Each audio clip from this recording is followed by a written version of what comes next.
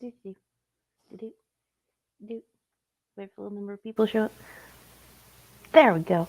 Hello, hello, hello, beautiful creatures of the internet. I'm Mango Jones. I'm running late. I could not find the remote, so the TV was too loud. Any hoozle. While we wait for people to show up and file in and all of that good stuff, let me go over the usual spiel. Okay, so down in the description, you will find a link to the PayPal pool. You will find a link to my LinkTree of Things. You will find a link to all of the stream perv people. You will find a link to all of the petty fam people. You'll also find a list of Mango's U.S. resources, which include LGBTQIA plus resources, domestic violence resources, reproductive health resources. It's all there. Check that out. There's a pinned comment at the top. You will find the same thing that is right there inside of my banner, which tells you that, hey, guess what? We are $250 away from Small Humans Med refill. If we can get that, awesome. Anything over that, if that goal is met tonight, then I will be giving it straight to Miss Parker. Also, man, I'm going at full speed. So, in that pinned comment, you will also find a Discord link. If you hit that Discord link, you will be taken into Laura's server. Laura has been doing the absolute most with helping out with Miss Parker. Once you go in there, there's this wonderful section that is dedicated to t-shirts, artwork that has been made, different decor items and stuff that you can purchase for the listed price plus $7 shipping. Send the money to Miss Parker's Cash App, give the proof of purchase and a shipping address to Laura. You help Miss Parker and you get something out of it. So yeah, do that. Also, if the goal on the PayPal pool is ever met, then anything that they don't use from that, because I am in a situation, will be given to Miss Parker as well. So there you go. That's the spiel. I'm having a day, y'all. Anyway. Hey, widows. Yes, Lauren, you're a mod. We were drunk. It was fun.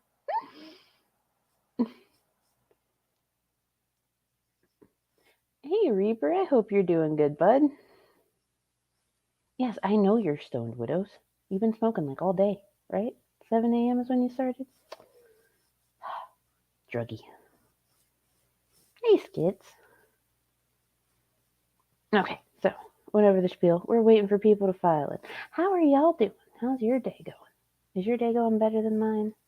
Probably.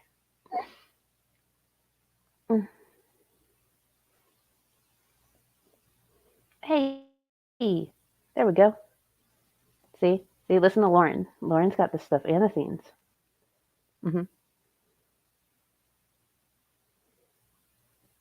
Hey, Heon. Yeah. And that's a drug. Druggy. Why are you in a bad mood, Reaper? What happened?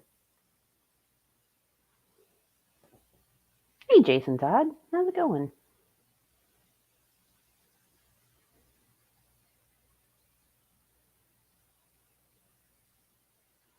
Evening says, that's right, you just woke up like not that long ago, didn't you?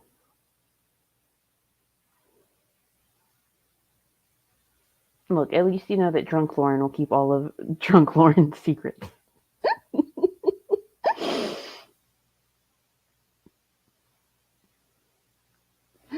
Two guns. All ammo. How's it going? Oh, you're at work? I don't know if this will necessarily be entertaining. Our first topic of discussion tonight is, in fact, Pastor Morrow. Because he's stupid. Like, he's really stupid. And we're going to talk about it. Oh. Oh. Yeah, I've been there. Yeah. I'm very, very sorry for your loss, Reaper. Like, I really am. It's very unfortunate when someone takes a permanent solution to a temporary situation. And yeah, I just hope that they're at peace, and I hope that you will find peace in that they are at peace.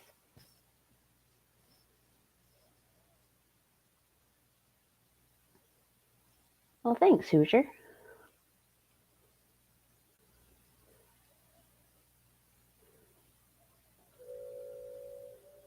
All right, so all that being said, our first topic tonight, Pastor Morrow. Now, Pastor Morrow is Pastor Rick Morrow. Pastor Rick Morrow is from Missouri. Yeah, he's part of Beulah Church, and Pastor Rick is on some shit. So I know that last time I was playing stuff through the web browser, but because the volume on this is so low, I am going to have to do that weird thing that I do sometimes where I bring up VLC. So let's do that, because this is not good. Oh no, y'all can see all my stuff. There we go. Okay, so Pastor Rick gave a sermon on a Sunday, and this was part of his sermon. It's very crucial. Someone has a physical infirmity and you cast that demon out, you might have to pray for some things to be fixed. Let's talk about one. Let's talk about autism. Rick, did you just go there? Yeah. Like, I know a minister who... Rick, did you just go there? Rick. I love the way he talks about himself. Has seen lots of kids that are autistic, that he cast that demon out and they were healed, and then he had to pray and their brain was rewired and they were fixed. He had to pray and their brain was rewired and they were fixed, y'all. They were fixed. Fixed.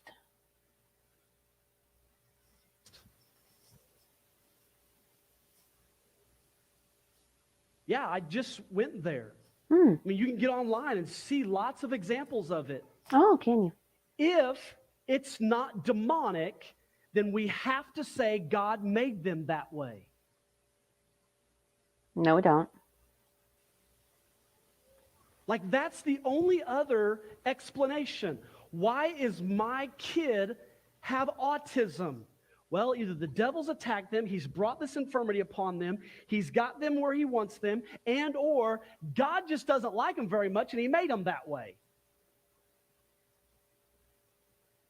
That's a lot of stuff all at once. Well, my God doesn't make junk.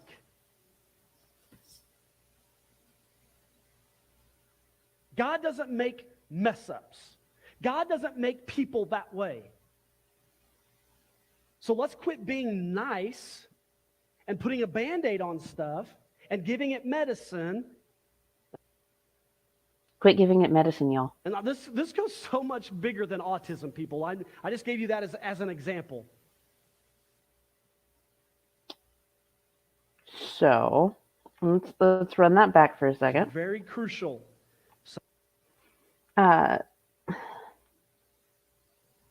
of all, there's a lot of things really, really wrong with this. A lot of things really wrong with this. It's either his God doesn't like them or his God hates them, and let the devil do that to them. Pretty much. Actually, we'll get into that, Lauren. Why doesn't Pastor Prick pray for his demonic hairline then? I don't know. It needs some help. Like, it needs some real help. And yes, autism is a demon. Who knew? And yeah, Lauren, you're right. Your boyfriend does go by Satan. But I am also autistic. I don't go by... I am a Satanist. Shit. He's onto us. I'll have to tell the council. Hey, Beck. So, now, this just screams like typical ignorance over autism. Okay, so To answer Lauren's question, is there medicine for autism? There is not a medicine specifically for autism. There are medicines for comorbidities with autism. There are medicines for certain symptoms that go along with autism. Like, I have autism and ADHD. I'm ADHD, so I take Adderall for the ADHD. It does help with some of the symptoms of autism, but it does not help with everything. I still have a bunch of weird autistic traits that people like to point out to me. Lizard. Also, it's called a buggy whore. Anyway, so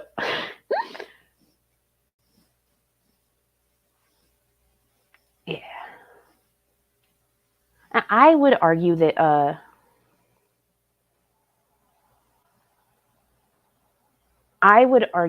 ADHD is not on the spectrum. ADHD in and of itself is not on the spectrum. There's a lot of comorbidities. There's a lot of overlap there. However, common space. There's so many people that have either autism without the ADHD or ADHD without the autism. By the way, ADD is lumped into ADHD now as a diagnosis, much like how Asperger's was gotten rid of and it's all just autism spectrum disorder.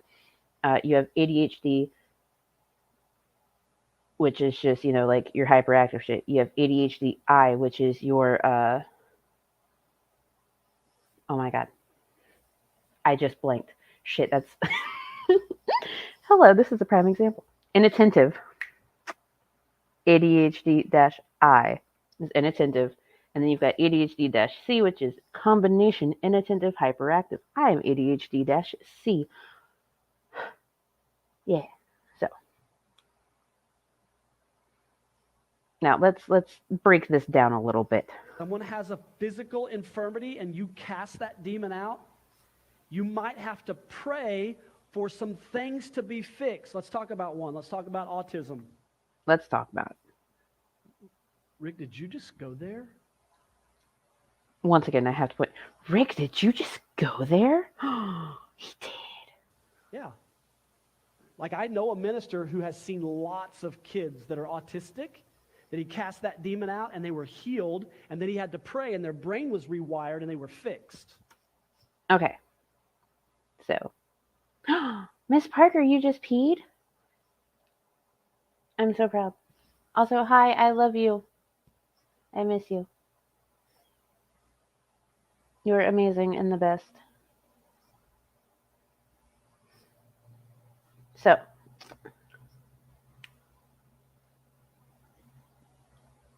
a lot of times when you see those pastors that pray over autism, those kids are very much like low support needs.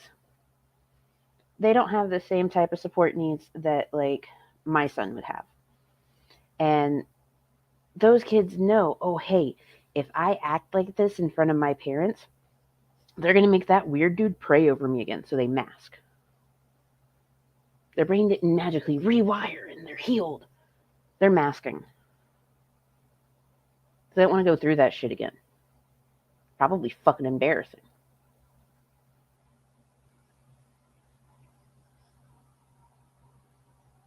Yes, strip mall preachers are always talking mad shit. Always.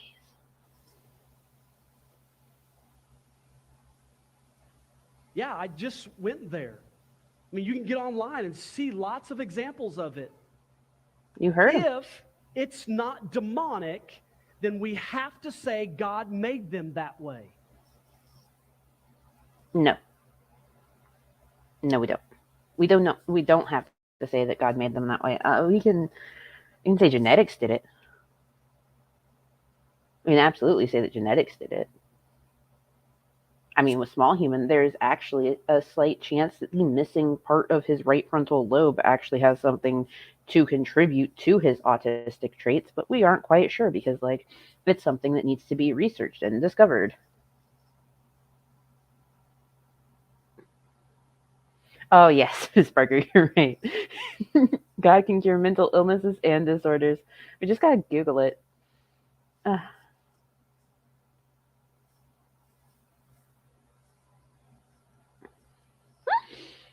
actually, I think his church is a Baptist church. Which makes sense. He's in the South. Like, that's the only other explanation. Why is my kid have autism?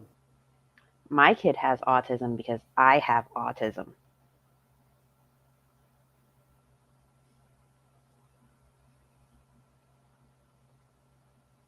Yeah, like my kid has autism because I have autism. I have low support needs. He has very much high support needs. You never know what you're gonna get with the autism grab bag. God did make HIV and microwave fish.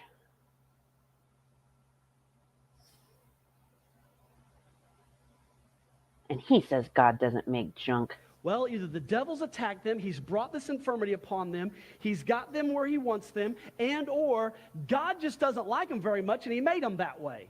Well, my God doesn't make junk. Your God doesn't make junk. If demons gave me my ASD, then devils made me pretty awesome. So why shouldn't I like exactly? Thank you, Hoosier buddy. I'd rather be demonic then.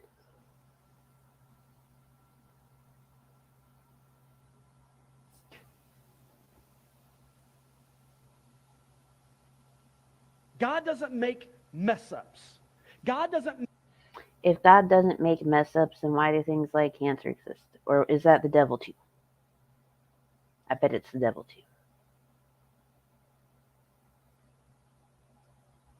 Probably the devil too. Right? Make people that way. So let's quit being nice and putting a Band-Aid on stuff and giving it medicine. And this goes so much bigger than autism, people. So here's the thing. My child needs all sorts of support services. He does. He has occupational therapist, he has behavior therapist, he has a speech pathologist. We have a childhood psychologist and a psychiatrist that he gets to regularly see as well. Right now he's doing virtual visits because we live in a hotel at the moment.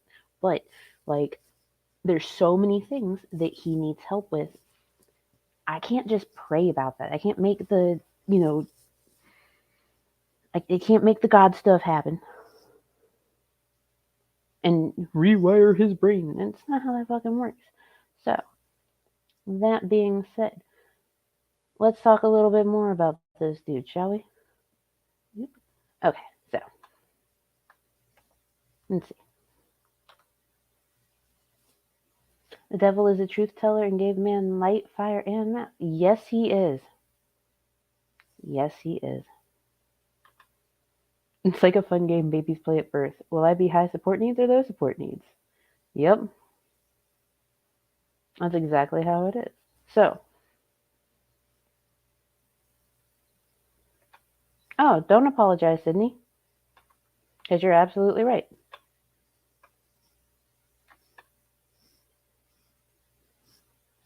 Yeah. Exactly. So, it was discovered not too long after his little sermon there that, well, hey, look at that. He's on the school board. Or at least he was on the school board. He was on the school board. Now, oh, wrong button. So,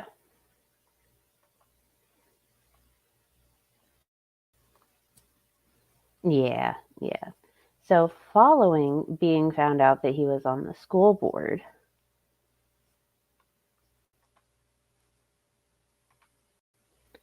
someone decided to make a petition at change.org. Remove Rick Morrow from Stoutland School Board for offensive comments. As a concerned parent and resident of Stoutland MO, I am deeply disturbed by the recent comments made by Rick Morrow, a member of the school board. It is with great urgency that we call for his immediate removal from his position due to his outrageous and offensive remarks regarding children and people with disabilities. Now, they did give a personal story saying that they want nothing but the best for their education and well-being because they have children in the district. And it's crucial that, like, they don't have someone in power that has these discriminatory views. They also did give some facts and statistics. Number one, according to data from the Centers for Disease Control and Prevention, CDC, approximately 15% of children in the U.S. have some form of disability, which is true. The Individuals with Disabilities Education Act, IDEA, this is super important, ensures that all students with disabilities receive appropriate educational services in public schools. Reason that's important is the name, and I'll get into that. Research has consistently shown that inclusive education benefits both students with disabilities and their typically developing peers by promoting social integration, empathy, academic achievement, and future employment prospects. Indeed. Now, after this petition was made, Rick decided to do another sermon. And in this sermon, he was like, I don't mean that, like, people with autism are junk. I mean that, like, autism itself is junk. He tried to save face. He could not save face. The backlash was too much. And on September 13th, he turned in his resignation. Now,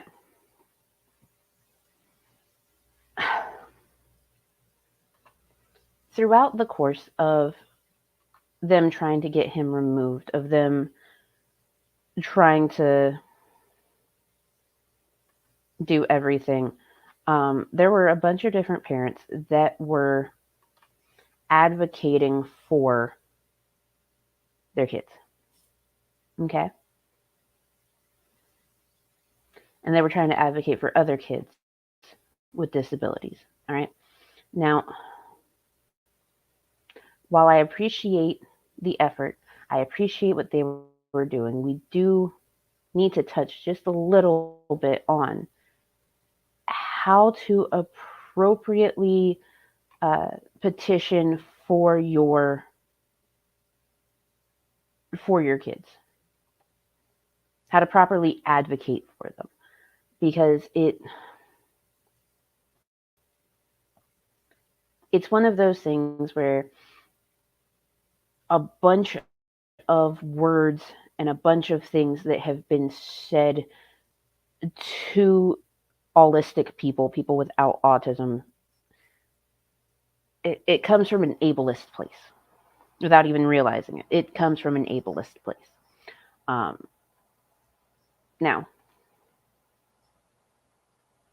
as I said before, because it's right here, the Individuals with Disabilities Education Act. I have talked about this act before. This act, while it says disabilities in the name, all of the references to disabled children and disabled persons within the act refers to them as special needs. That is not to the benefit of the disabled individual. That is to cushion it for people that aren't disabled. Oh, they're special needs. No, they're not. Their needs are just the same as yours. They just need a little bit of extra help. That's not special. Blind people are disabled. Are you going to call their service dog their special need? Their seeing eye dog, like their ability to get around from place to place, from point A to point B, just like you do, is that a special need? The ability to go to the bathroom, to eat food, to live within society, is that a special need? No, it's just a need.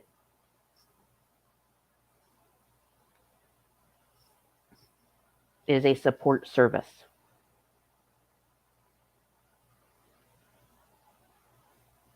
by using the language that is rooted in making sure that other people are comfortable with your differences, you are using ableist language and you are teaching your children that are disabled that like it's okay to make others comfortable with your issue.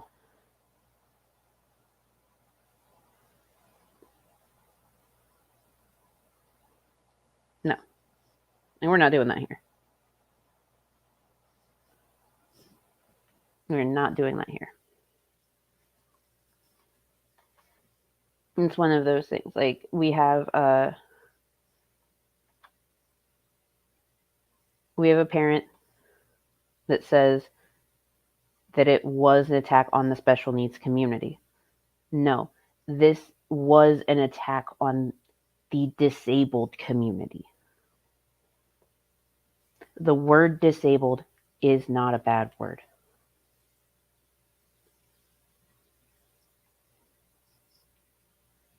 Everything else, yes, advocate for your kid. Abso-fucking-lutely.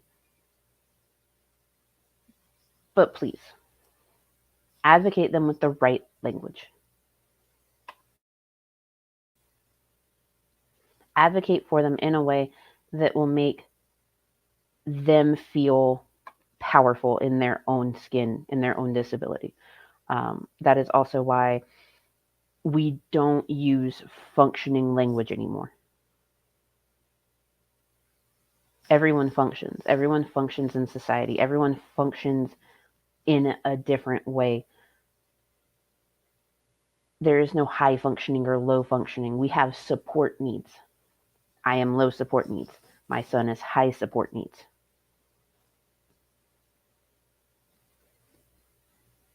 There are people that have like moderate support needs. They're in the middle. By using functioning language, you knock out the actual needs.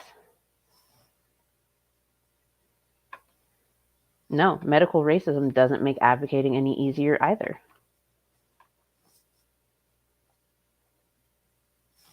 There's a lot of aspects to it.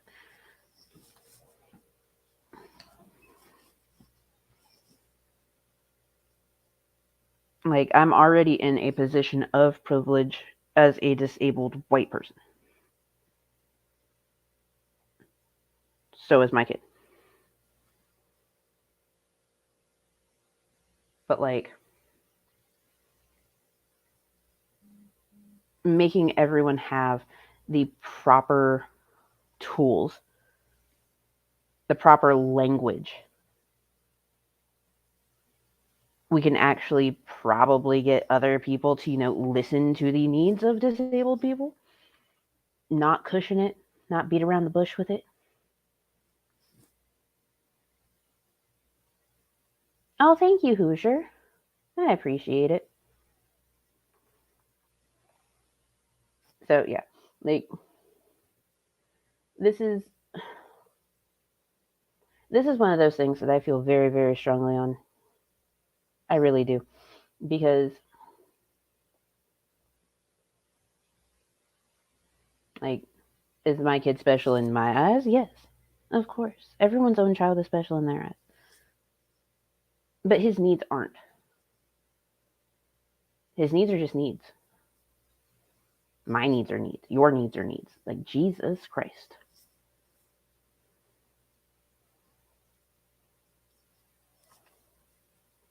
Doctors don't give the same treatment to my brown kid when her dad takes her to the clinic versus when I do. Inevitably, I have to do a follow-up and show my face. It's insane. Yeah.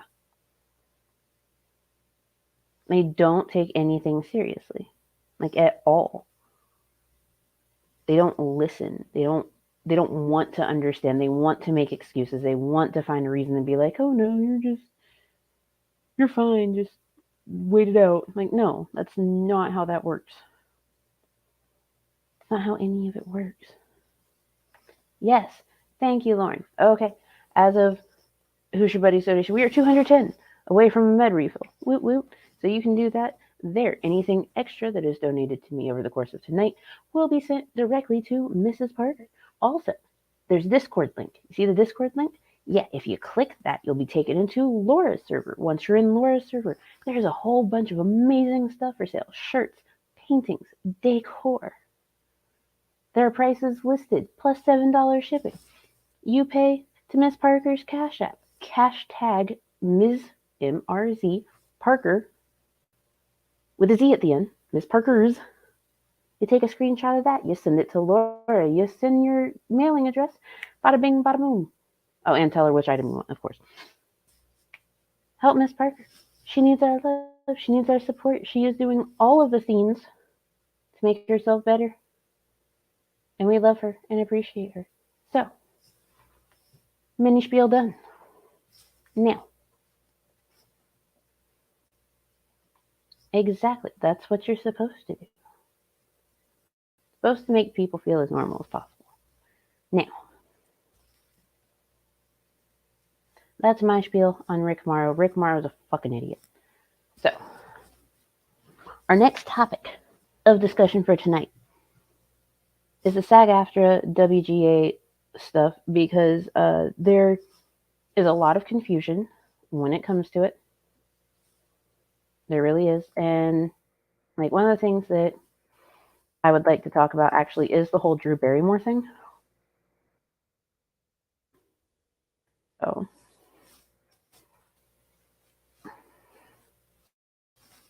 now, Drew Barrymore has come under fire for announcing that like her show is going to come back, and then she decided to not bring it back.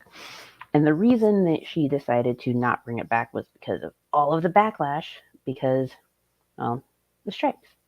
Now, the thing is, here, let's share this just so I have something up on the screen and it's not just my fucking face. Hold on. There we go. No, I don't care. Thank you, Canada. Okay, so now the issue with Drew Barrymore's show actually has nothing to do with it being a talk show, because the talk show in question is on network television. There are actually certain allowances for network television. So,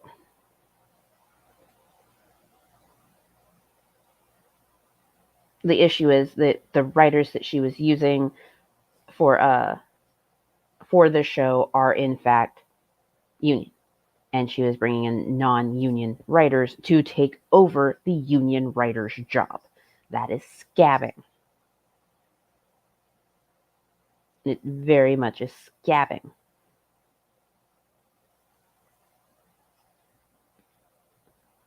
Ooh, don't worry, I'll open it up in just a second. So, at the same time, people are also upset with Jennifer Hudson for the exact same thing, because it's scabbing. Same with The Talk. Sherry Shepherd's show is not in trouble, is also coming back, because they never had any union writers. In order to become a part of the union like WGA, you have to work on so many non-union works and so many union works before you can apply. There's also certain allowances where you can like fill out applications and stuff so that you can be a union worker working on non-union stuff. You can get permission to do that. Which, by the way, if you're an independent filmmaker and have like a script and stuff, submit it. Submit the request. You can get some top name actors for like nothing right now. Seriously. It is not right. And it is so fucked. It's the same reason why like film premieres and stuff have had social media influencers instead of actors, because once those contracts were over, once they had fulfilled all of their obligations, they couldn't do anymore. That's why Bob's Burgers, they have 17 episodes that are completed, and after that there's no more new Bob's Burgers, because they have completed their contracts. The Bob's Burgers writers are out of jobs.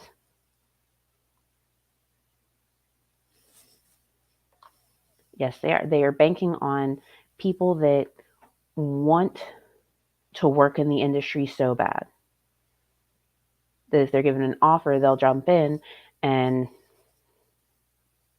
scab, which is just no. So I'm going to open this. Let's talk. Let us discuss also one of the things I want to talk about was reality TV. So last time there was a WGA strike. Oh yes, the tree butchering. They destroyed all of those trees outside of the studio. It was terrible. So reality TV, we had this really big reality TV boom during the last writer's strike. 2007, 2008, like all of those shows that came out all at once. Oh my God, there was so many. Um, we're about to see another big reality TV boom. I've already started seeing so many commercials for reality TV shows, like House of Villains. It's going to be on E and it has like Omarosa from The Apprentice. Like, I didn't even know she was still around and doing stuff. You know what I mean? So, another big issue with the reality TV boom. Oh, hey, hold on. Hi, Lauren. Hello. How are you? Surviving.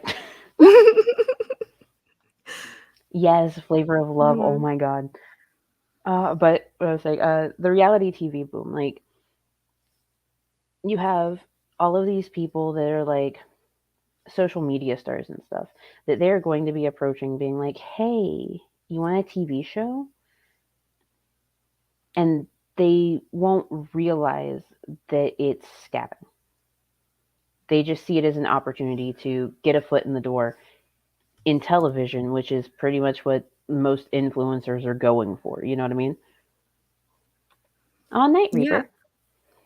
And the thing about reality television is shows like Love is Blind is now having documentaries made about it because of how bad they treated their cast, to the point where there were women on set having panic attacks and the people that they were now getting married to not being told, but those men being told to go talk to those women not knowing these facts, and it being on camera without their knowledge. Like, there are so many bad things happening to reality TV stars, and they sign these contracts not knowing that they really should have a lawyer look at them and not knowing what they're getting themselves into.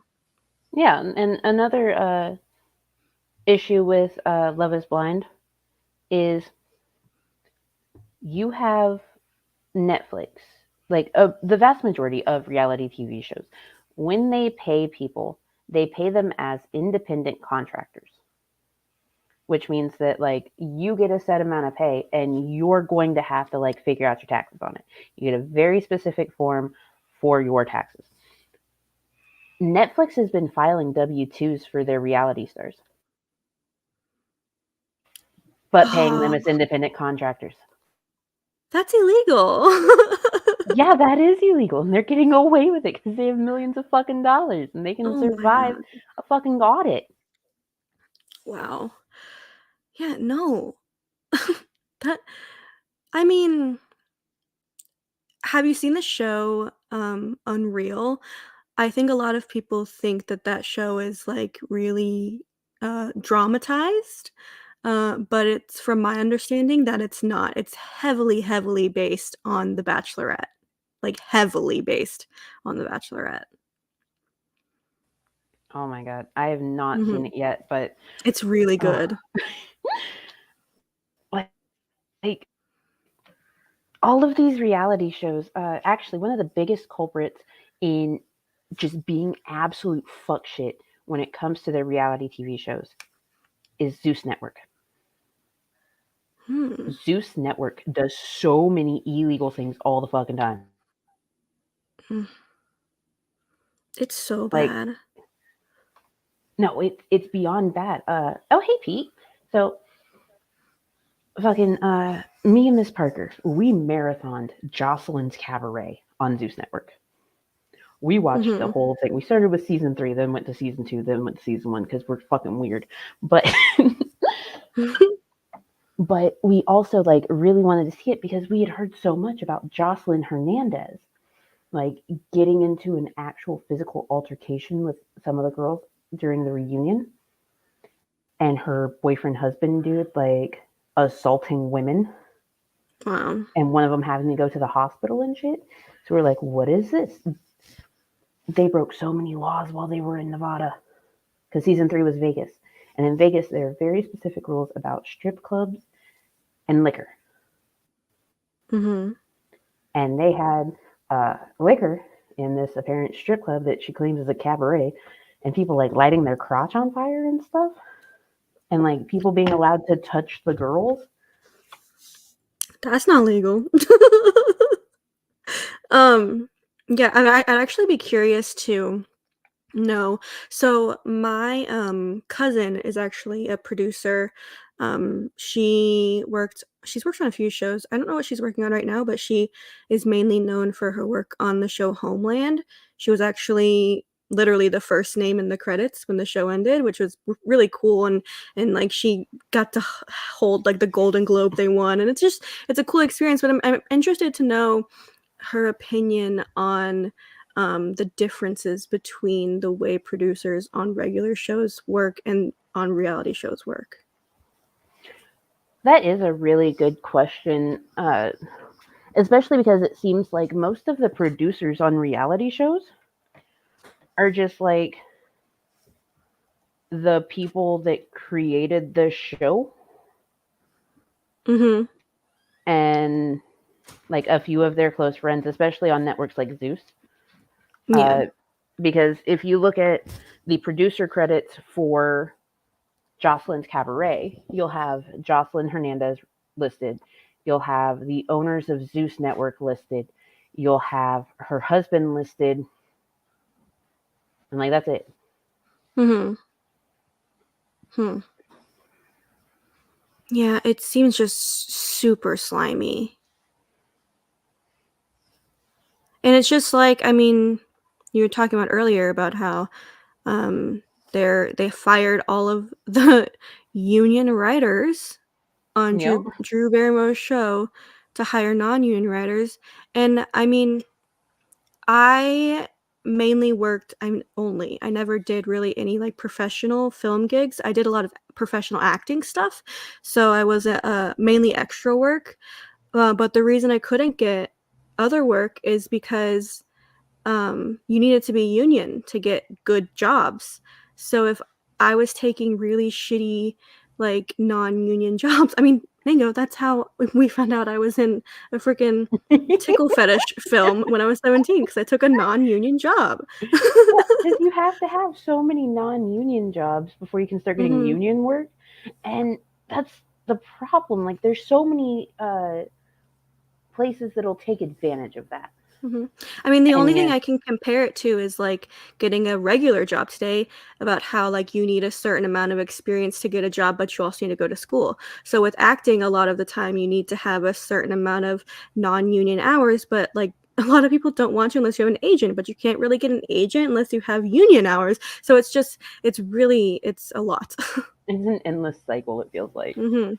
And like the fact that Drew Barrymore, knowing that her union writers were on strike, felt comfortable enough in herself to like bring in non-union writers that are like Mhm. desperate for a job on a union show. That's just Yeah. icky to me. Like I understand she like did an apology and she actually ended up deleting her apology and then like not bringing the show back, but that's an icky practice and I think she of all people should know better because she's worked in so many union things. She knows how terrible the fucking industry is. Yeah. I mean, I filmed 3 episodes of the TV show Nashville, as an extra, but I was non-union. 99% of extra jobs are non-union, and you're not treated the best. Like, you're not I mean, I can't say it's interesting. I don't wanna, like, slam Nashville because it was a great opportunity, but also, like, you're sitting around for hours, and it's, like and when you're going to get, like, food from craft services, like, all of the paid people and I mean, you're paid as an extra, but, like, the union people and the crew get food before the extras, like, that's a rule.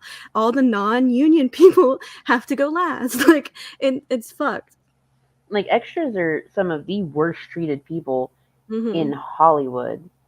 And Mhm. what's baffling to me is, like, within all of these SAG-AFTRA and WGA strikes, the demands do actually include things for extras. However, comma Mhm. space, it's it's still not enough to make up for the damage that has already been done. Mhm. And Not it only that, we weren't allowed to use regular restrooms, we had to go outside and use porta potties. We couldn't use the regular restroom. How Yeah, I've fucked heard is about that. that? Like, y'all are people too. Mhm. Like, I'm sure that it wouldn't cost any extra to have you use the union No, bathroom. no, not at all. And In and fact, I it'd think that probably is be cheaper. why yeah, and all actors are aware of the treatment of extras, which is why I think Drew Barrymore, of all people, should know that, hiring non-union writers, there is a reason behind that, and the reason is so you don't have to treat them like union people. Yeah. And it's gross.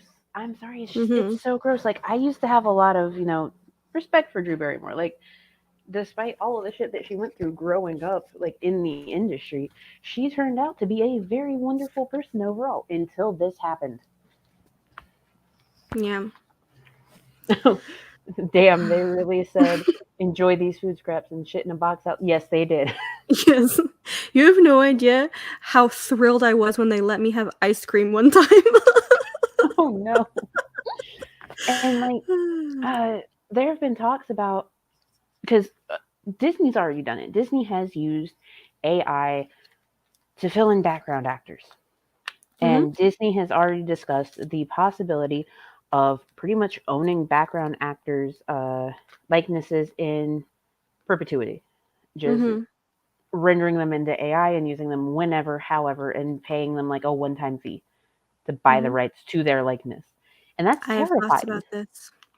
I don't know if you know much about, like, the history behind when film started, but when they were first hiring actors, they would, the actor would be a part of okay, so an actor would be a part of, like, Paramount. So Paramount owned this actor, and they, like, monopolized their entire career. That's why people like, Judy Garland were so miserable because they were overworked, they couldn't work anywhere else because Paramount owned them. Well, yeah, Literally owned them. that's what the Disney proper model is. Mhm. Disney Yeah. Channel, It's awful. all of their stuff, Pixar, the fact that if you're hired by them as an animator, anything that you create is theirs. That's why there's so much Disney porn that's like officially owned by Disney. Terabytes of it. It's it's really bad, and it's why, a lot of people, were not happy as actors when film first started because, there were no regulations, and it's exactly why SAG was even made, was because it needed to be regulated, and now they are finding another way to take advantage of people. Like, just because you're on camera and just because you get fame doesn't mean you don't deserve to be treated like a person. Oh my god, not the Disney knees, Taylor Noir. Goddamn Debbie Ryan. Oh my god. Fucking one of the things that there is when it comes to like everything within all of the striking is children's stuff. So Mhm, children's programming is not struck work. mhm. And if you are a union and you want to work on a kids show, all you have to do is like submit the paperwork to SAG-AFTRA or to the WGA people and be like, "Hey, I want to work on this children's show," and they can approve you to go work on it. No Yeah. big deal. However, it kind of is a big deal because children are some of the most abused people within Hollywood. Mm-hmm. And by allowing children's stuff to be non-struck work, you are opening that door for more children to get cast in shows directed to children and Mm-hmm. continue that cycle of abuse. And children don't receive residuals. They don't. Yeah. The cast Um, of Ned's Declassified, none of them have seen any money from that show since it ended. I don't know if you've seen that video by Allison Stoner, but for people who haven't seen it, I'll give an example that she gave, and that is you're a child. You go into an audition that you've practiced days, weeks, months for. Um, and that audition includes things like sexual assault. and and you have to have all these big emotions that you've haven't learned really how to use in real life, and you do this audition, and you have to cry and feel all these things, and you come out and you're told you did such a good job, and then you're told, all right, let's go to another one where you have to be a whole new person. Like, children are not told how to handle these things. They're not it's not something that is talked about. It's not something that they have counselors on set for or in auditions for. It's something that is really sad and really hard. The reason I stopped acting was because I did not have the strength to be the kind of actor who could go into those kind of emotions, and they're having children do it. Yeah. And Taylor Noir brought up kids are immensely underprotected. Dan fucking Mhm. Schneider. Now, something that you have to remember with Dan Schneider is that at first he was just getting like regular kids or kids that had done like little bit work here and there. But then when it came time to make Victorious, now the history behind why Victorious became a show is terrible. Um, Allegedly, we will say allegedly, Victoria Justice and her parents knew about stuff that he was doing behind the scenes with yeah, and they were able to blackmail a show out of him. That is the alleged way that she ended up with the show. Mhm. After you know, Britney Spears' sister Jamie got pregnant at 16. So when it came time to make Victorious, he didn't just go after the people that had done bit work anymore. He specifically chose theater kids. He chose people that had been on Broadway. He chose people that had been in a different aspect of the industry and had already seen some weird ass abuse because like the theater industry is also really fucked. Mhm. And it's like not surprising that he would go for people that had been in that industry for his next target because I it's mean, easier to go along with like certain forms of abuse when you've been in those environments. and a lot of these children, like Jeanette McCurdy, had parents who didn't care if they were being abused, and it's super super sad.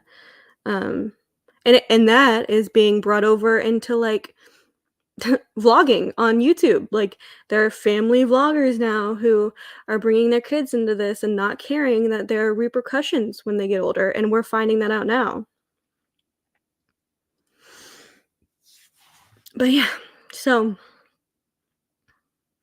I think Mango got a little distracted by something.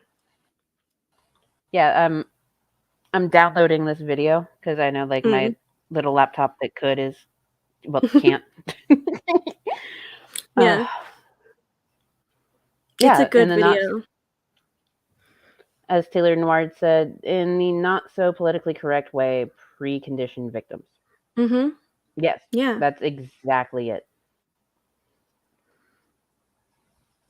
And now when it comes to family vloggers, when it comes to anyone with a big like online presence. Something that everyone seems to forget is that children cannot consent. Mhm. My kid, he can't consent to being on the internet. I don't put him on here. He's never on streams. You might hear him every now and then, but like that's Mhm. neither of our faults. He's just loud. uh, I don't put his face out there for everyone to see because he can't Mhm. consent. He's not my property. He's an individual person. I Mhm. can't have the big complex conversation of, hey, if you're on the internet in this way, these are the risks. These are the things that could happen. This is what happens when you do this, that, and the other. Mhm. We can't have those Parent talks.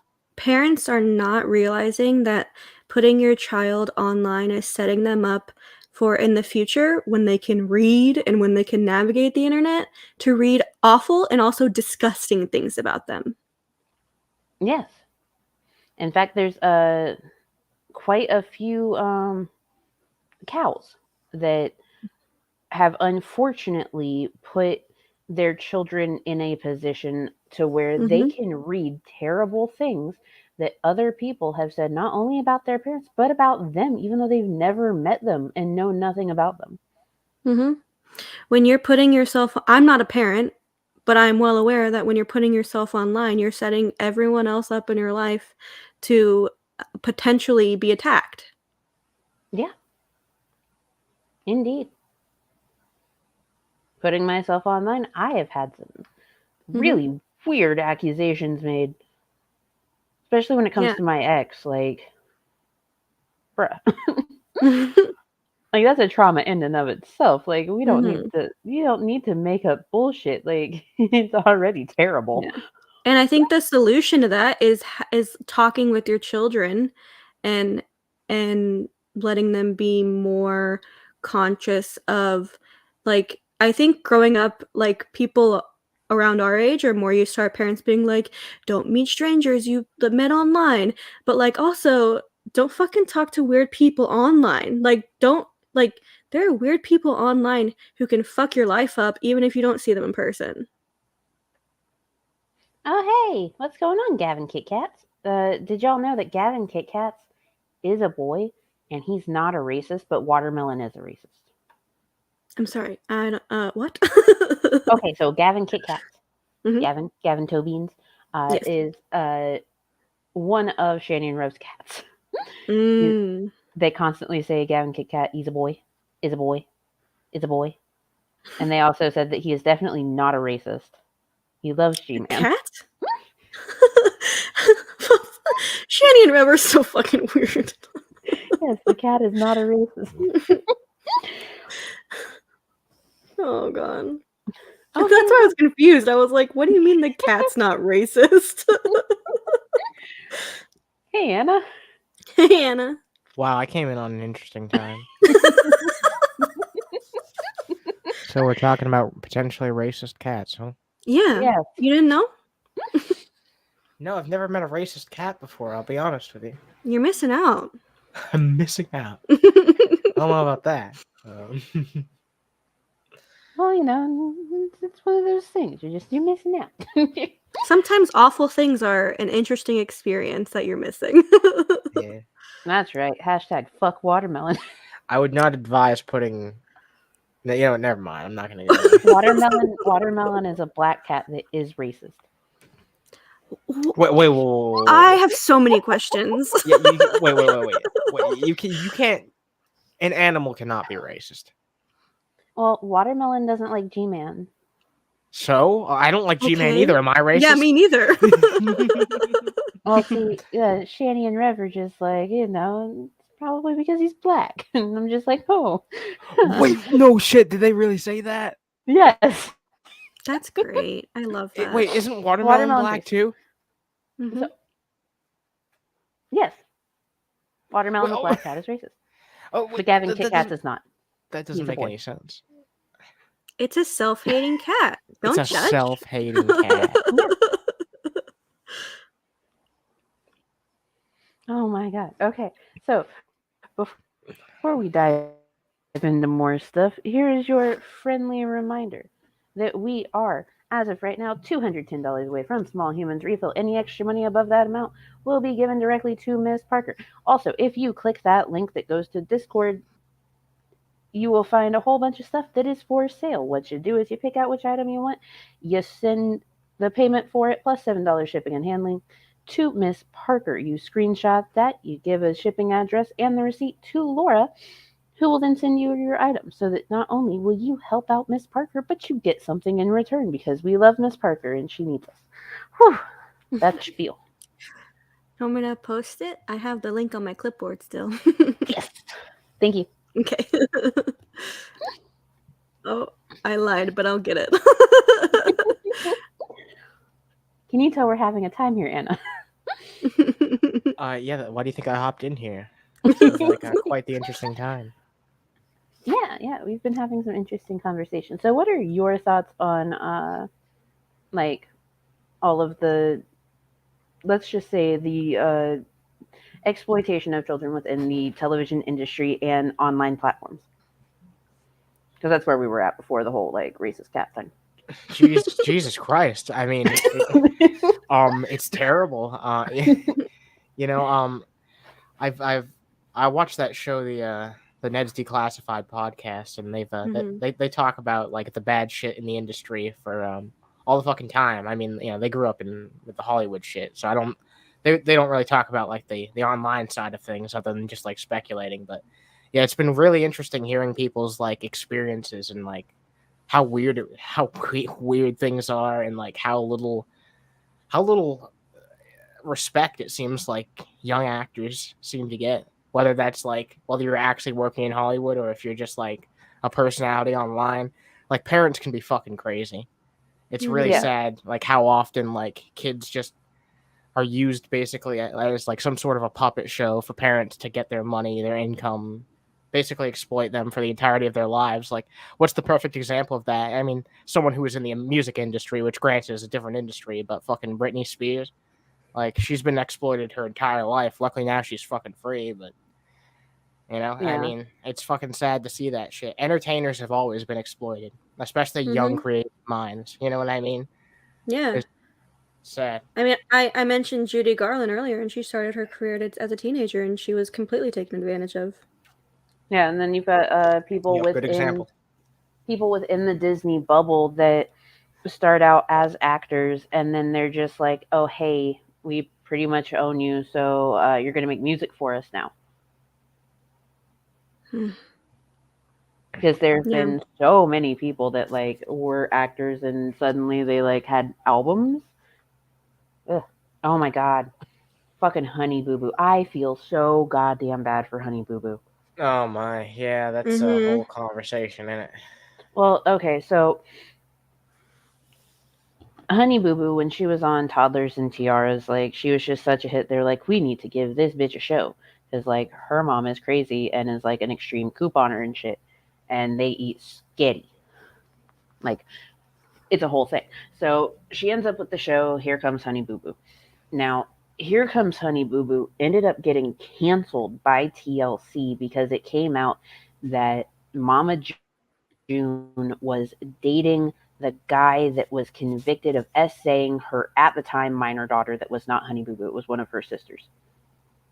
And that he was living in the house with the minor children. Now, and she made excuses.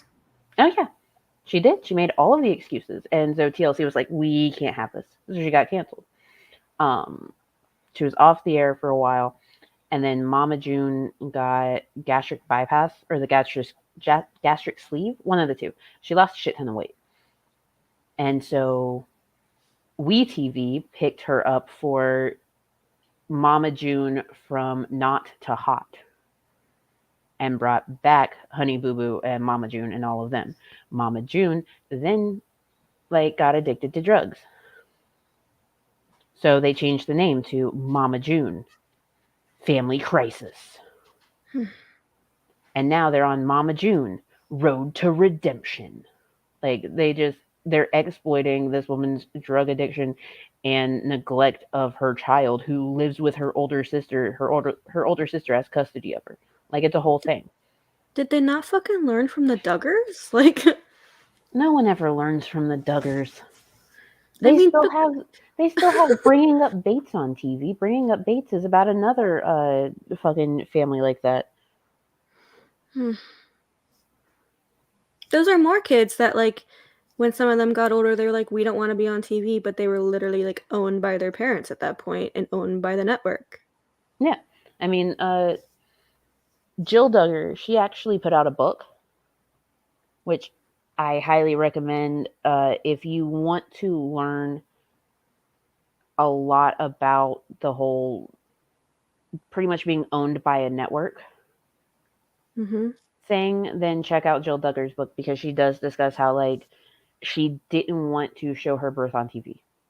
She didn't want her honeymoon filmed. And because she didn't want her honeymoon filmed, like, TLC didn't pay for it. Jim Bob used to pay Josh Duggar, and then, like, yeah, the whole Josh Duggar thing happened. So he, like, quit paying his kids to be on the show altogether.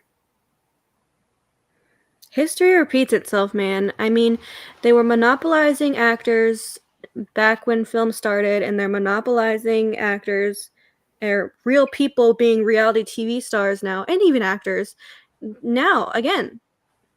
Yeah.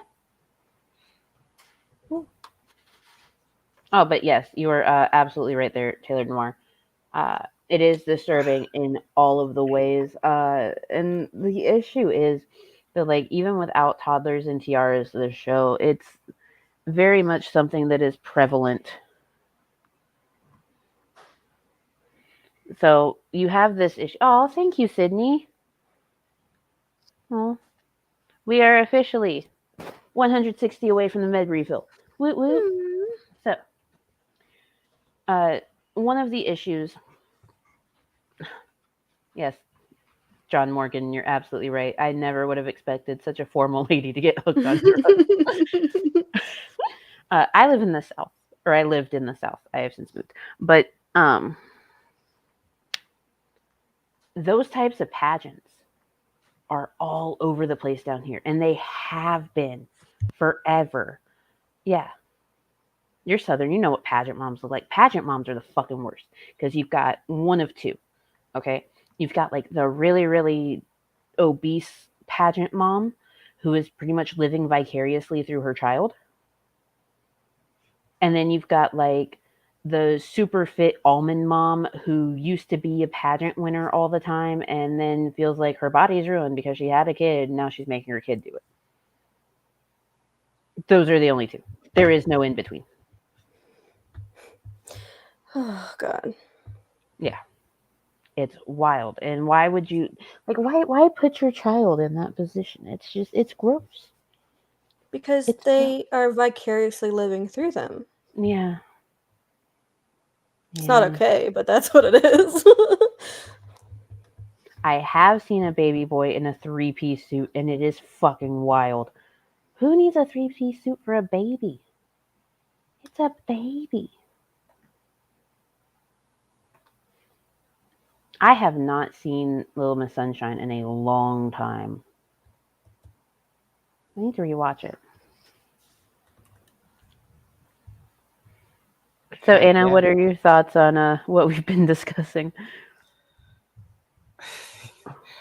First, I came in here and you're talking about racist cats, and now we're talking about something like we've talked about something more serious, and now it's wild. Look, to be fair, right before we talked about the racist cat, we were talking about the exploitation of children in Hollywood and online. You know. So I just came in at the racist cat. Yeah. Yeah. All right. You showed up when Gavin showed up, and it was beautiful timing. Beautiful. I am curious what you both will think of that video I sent Mango, though, because it's a really good one, and it's something that I had never heard talked about the entertainment industry until that video was made. Okay, so fair warning to everyone. There is a trigger warning on this video for SA, SV, EDs, and abuse. Okay? All right. Because that is very much an issue within the industry. in all aspects. So let's hop into this. To the pop culture phenomenon of child stardom. As someone whose professional career initially spiked at 11 years old and whose face is now the cover of clickbait articles titled Do you remember 10 her and Mike's super short show?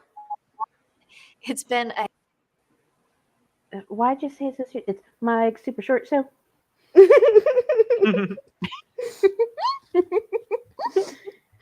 Yeah, she used to bug her brother all the time. There was an entire Mike. I remember this very clearly. There was an entire Mike's super short show about Tarzan because the live action Tarzan had come out.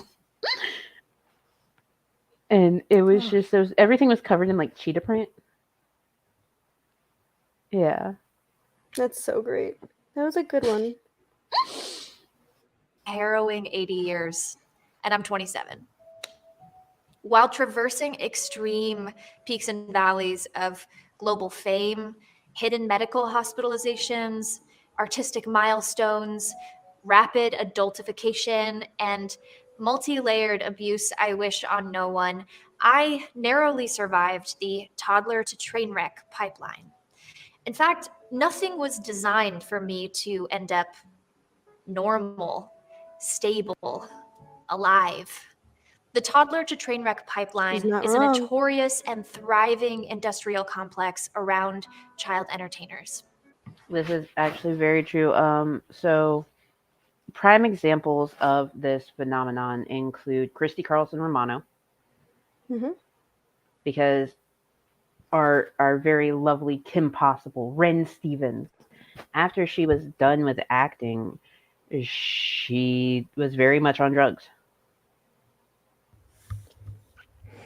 She got clean. She has multiple degrees. She has children and a husband, and she's thriving now. But she could have gone down a much, much worse path, like Orlando Brown, who was a child star who is now just thoroughly addicted to all of the things and has wild conspiracy theories. And then you've got Lindsay Shaw, who was in Ned's Declassified, who also was addicted to things, had OD'd so hard that like she got 5150'd. Like it's not pretty. Yeah, It was Amanda first Bynes, that's a good one, documented yeah. in 1885. Oh yes, Amanda Bynes. Sucks how many of these people have struggled with that type of shit. Yeah. And you would think, since there's literally a name for it, that they would learn from it, but they don't. No, of course not. It's Demi Lovato, yep, that's a good one. Yeah, Demi Lovato is also one. Demi Lovato is also the victim, very much so, of grooming. Because well, the only good person left from fucking that 70s show is Topher Grace. Oh yeah, we were talking about this the other day. Yeah. God damn it.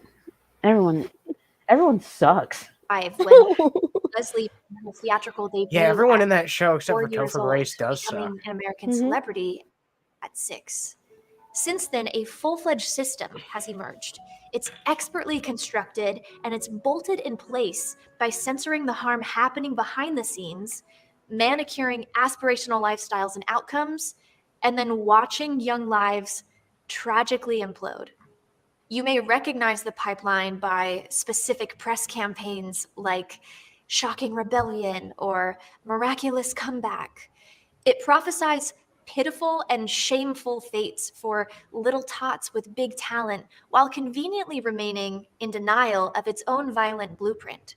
Instead, the damage manifests as illness or I think Miley had questionable her own behavior. set of It's projected trials, onto the but child. I don't think they were as public, other than like her like acting out on stage, you know, like I don't think she was really that publicly damaged, but I think probably behind the scenes she really suffered from being in this as a child. Oh yeah, absolutely. She also like got really candid about her marriage to Hemsworth, and about how, like, you know, a lot of that manifested from her being in that weird transitional phase from being, the Disney child actor to like actually going into adulthood. Mm-hmm. And that was her first love. And so like they just kind of found each other again. And like he saw a lot of the things that we did not get to see. And that's part of the reason why their marriage just did not work. He got to see that trauma. I mean, and once again, people aren't even learning from Miley's experience. It's happening to Olivia Rodrigo right now, where she's literally making songs about how people are telling her that she is acting too young. Her first album came out literally like 2 years ago when she was like 18. Yeah, she's acting her age. Yeah. What do they expect? Like, okay, I get, let's say, JoJo Siwa, right? I don't like JoJo Siwa. I don't. I understand that, she is also someone that started out on reality TV. She was doing Dance Moms, and Abby's Ultimate Dance Competition is actually where she started. And then Nickelodeon picked her up. And when Nickelodeon picked her up, like, one thing that there was this huge thing about was JoJo Siwa doesn't act her age. She wears giant bows. She's brightly colored. She acts like a child. And it's like, well, she's supposed to appeal to children.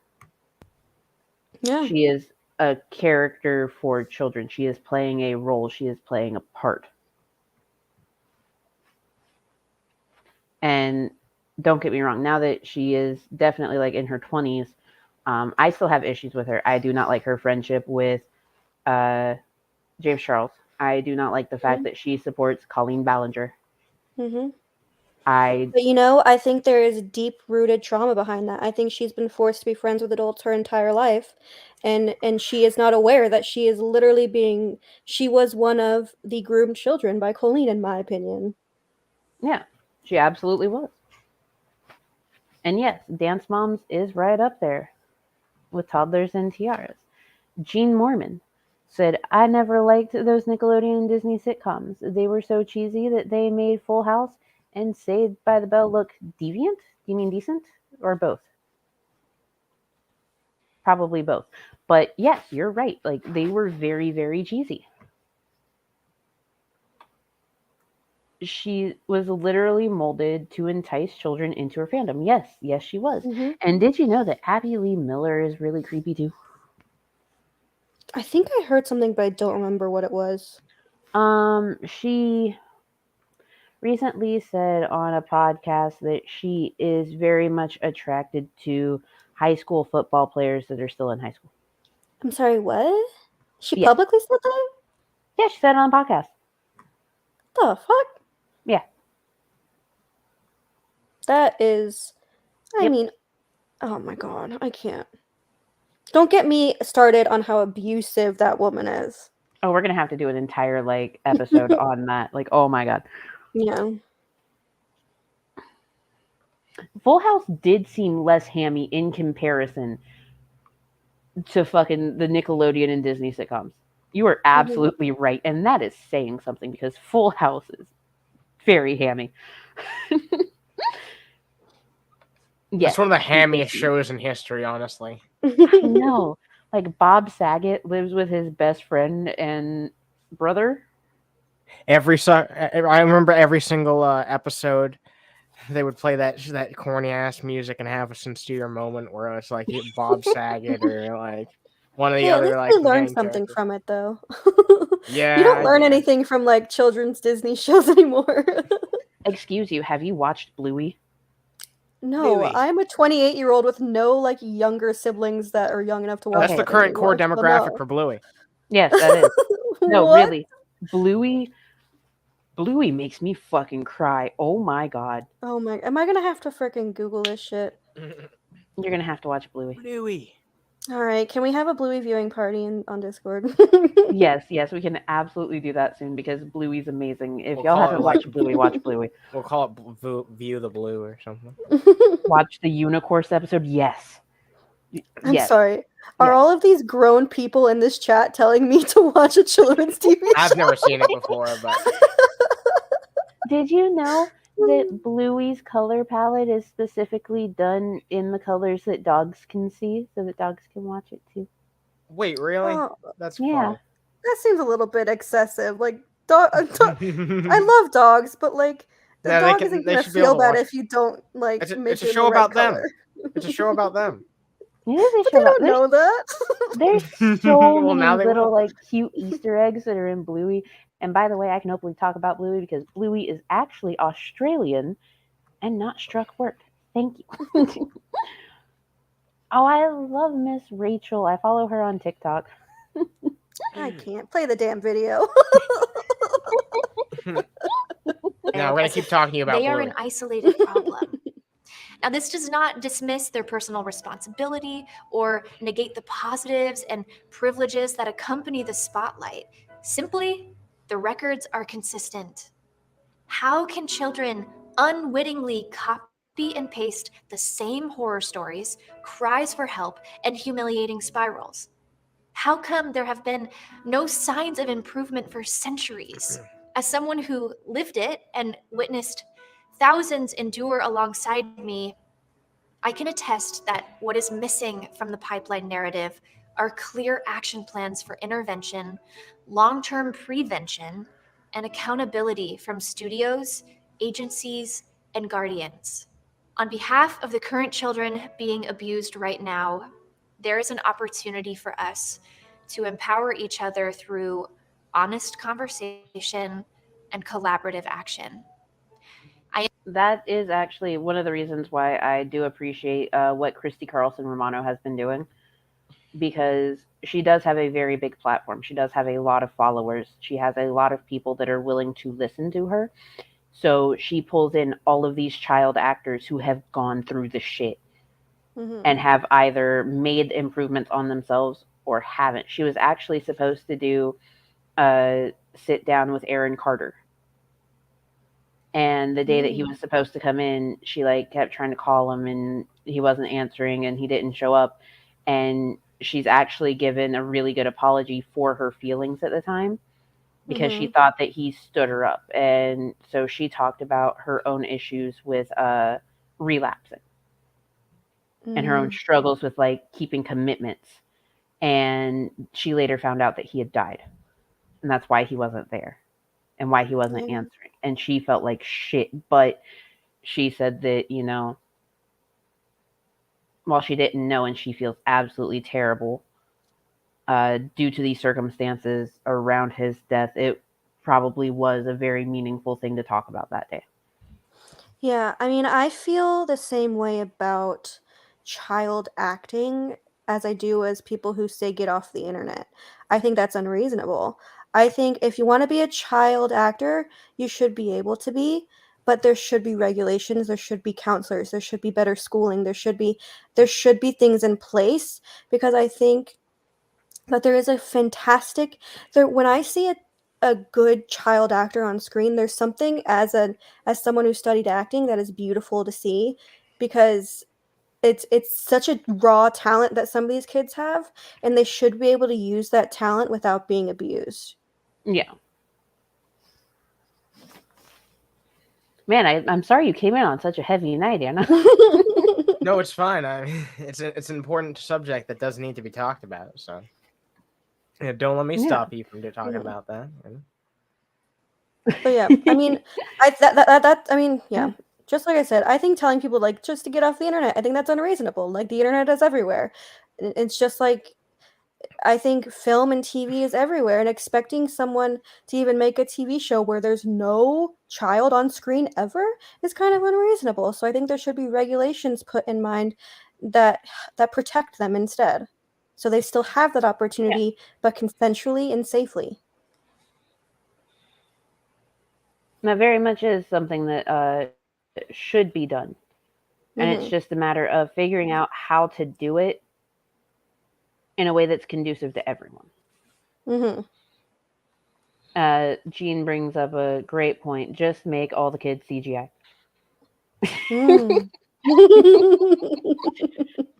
Yes, that is the exact solution we need, Jean. Perfect. Okay, so before we continue, once again, I hate doing this, but like I gotta chill stuff out because like that's just where we're at right now. So we're 160 away from Small Human's refill of meds, which he needs because he's been having more seizures. Woot woot. So we had to increase his dose. So you can do that there. Anything extra that is sent will be given directly to Mrs. Parker. If you follow the Discord link that is in the pinned comment, you will find the opportunity to be able to purchase items. You send the money plus shipping to Miss Parker, and then you screenshot that receipt. You send it with your shipping address and the item that you want to Laura, who owns the server, and bada bing, bada boom. You help out Miss Parker, and you get something out of it. Spiel done. All right, let's go.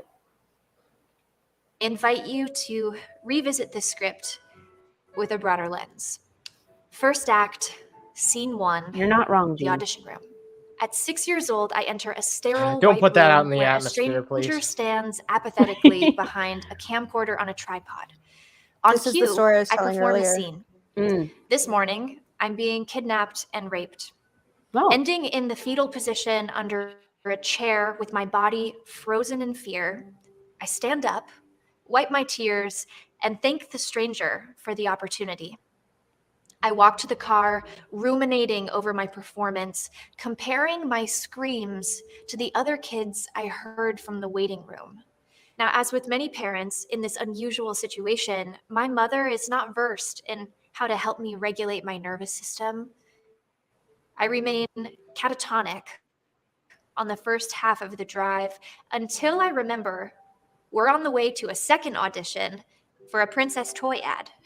So on the spot, I manually alter my mood, my personality, and outfit so I can win over a new stranger with a camcorder. I need to outperform 900 other candidates, and suddenly I'm smiling girl number 437. These visceral portrayals of scenarios etch themselves into my body memory and compound with trauma occurring in real life behind closed doors. Additionally, there is an alarming dissonance about being coached to offer my 6-year-old self vulnerably to unfamiliar adults who have power over my well-being and future livelihood. My methodically rehearsed helplessness during the first audition will either be associated with rejection, not getting the role, or I'll be rewarded by booking the gig. To clarify, I will be paid to recreate kidnapping and rape repeatedly on set with a crew of more strangers. If I'm especially Wow. Right? I have goosebumps. Yeah, and she'll mention this. There's no therapist to help her. There's no one to help her deal with these things. believable, I may even get an Oscar and the praise of America. Jesus. Mm-hmm.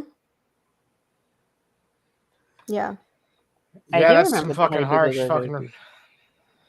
Yeah, that's a really harsh reality that like I didn't think about. Mm-hmm.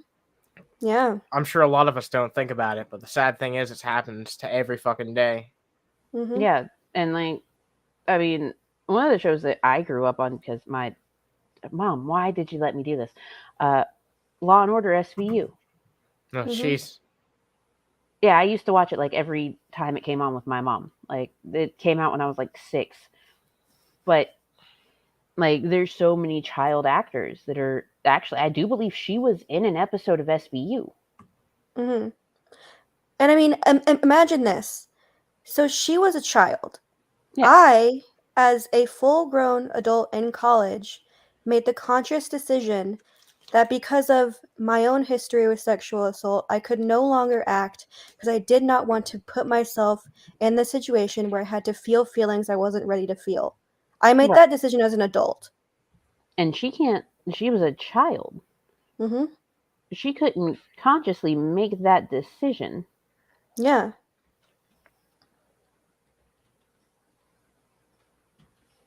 Oh man. Oh, Sydney, Honey Boo Boo Go-Go Juice was like Mountain Dew on crack. Yeah. Hold on, wait. Let's take a moment to do Palate something a little cleanser. bit. Yes. So let me actually look this up. Let's see. Honey Boo Boo Go-Go Juice. What is in the Go-Go Juice? It is Mountain Dew and Red Bull.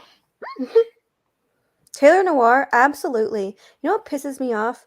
And it pissed me off ever since I was a child, is when adults think it's okay to fucking, like, tickle me. Bitch, don't touch me. I don't like being tickled.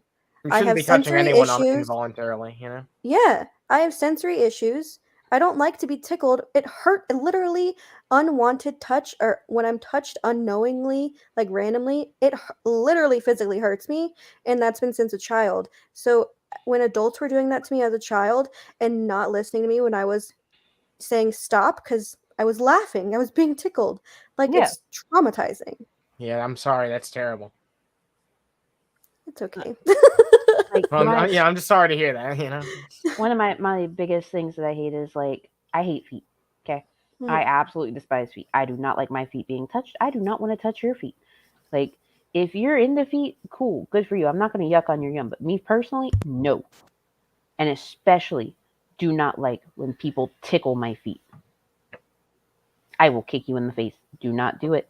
And my ex, the one that decided to self delete, so he used to do this thing where he would tickle my feet on purpose, and then when I got mad at him, he would use it as an excuse to like get mad at me because I was mad over nothing. Like, what the fuck? No, like, you don't do that shit. Don't do that shit. That's such a fucked up little No. tactic to, like, try and, like, stir shit. And the thing is, like, Fuck. you have to imagine that, like, these kids that are acting, like, there are certain things that they aren't going to like. They aren't going to like the way that, like, a certain other actor, an adult actor, like, picks them up or carries them or interacts with them. And they don't have, because they're seen as property, not people, they don't have the autonomy to say, I don't like that, and have it respected. Mhm. Yeah, because a lot of the times these parents don't care how poorly the kids are treated because they just see them as a fucking way to get money and shit like that. It's ridiculous. Mhm. Because, They like, basically see the kid as a paycheck. yeah, like, I, as an adult, am kind of fucked up from that type of thing, you know? But these are literal children being disrespected in such a way and being taught that their autonomy doesn't matter. Someone who can't defend themselves from that type of shit on any level at all. Like, Yeah. it's crazy. And sadly, they don't even really realize they're being traumatized until years later when they can't stop it anymore. Yep. Damn. Yeah, the cycle just keeps on repeating itself, and very little Mhm. accountability is ever had, if any.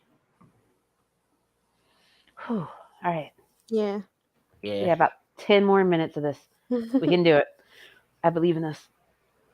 Let's contextualize this. Developmentally, my perceptions of basic safety, Also, hi, healthy Lubis. relational attachment, and awareness of my environment are highly impressionable. Cognitively, I'm just beginning to comprehend the difference between the real and the imaginary. And my nervous system is imprinting patterns that will unconsciously dictate my behavior personally, socially, and professionally for decades to come. So, what can we do? One immediate solution is having a qualified third-party mental health professional on every set, especially if minors are present. Think school counselor or sports psychologist. They can help monitor working conditions and be available to assist entertainers in regulating, shifting between identities, and discharging residual inner turbulence after emotional performances. They can provide a safe space for people to anonymously report misconduct, harassment, and mental health struggles. Trust me, the cost of one You know what's mental health wild? practitioner is far Is that there's more knowledge on self-regulating after things like a BDSM kink session than there is about self-regulating after an acting gig. Hmm. Like, there's a thing called aftercare that is well known Yeah. around, like, the kink community, that if you are practicing it safely, then you know what it is. but not in acting, which, I mean, arguably has been around the same amount of time. Yes, the Lubis. We are currently discussing the abuse and exploitation of child actors within Hollywood. I bring that up because that feeling she's saying after being a character where you have to kind of unwind is that same feeling that someone would get when they're in a kink situation. It's that Yeah. same having to dysregulate and become who they are again and realize they're safe, and like it's the same thing. Yeah, it is. And one thing that she did mention was like something like a school counselor where you can anonymously report this. There's an issue there, though. So, well, okay, it depends on the BDSM. It depends on which kink, because like there's a lot of aspects to it. And you know, Taylor more. I mean, I need aftercare after some simple stuff sometimes just because of trauma. Like it's a whole thing. But and you could argue that when a child is playing like a rape victim, they internally can't really tell the difference between if they're in danger or not. that is true. They can't, because like you can tell them all you want. Oh, it's just acting. It's just acting. But you've got like this scary, crazy dude chasing you around. To be a good actor, and I'm saying this again, I don't act anymore because of this, you have to genuinely feel those emotions. I got you, Taylor. No worries.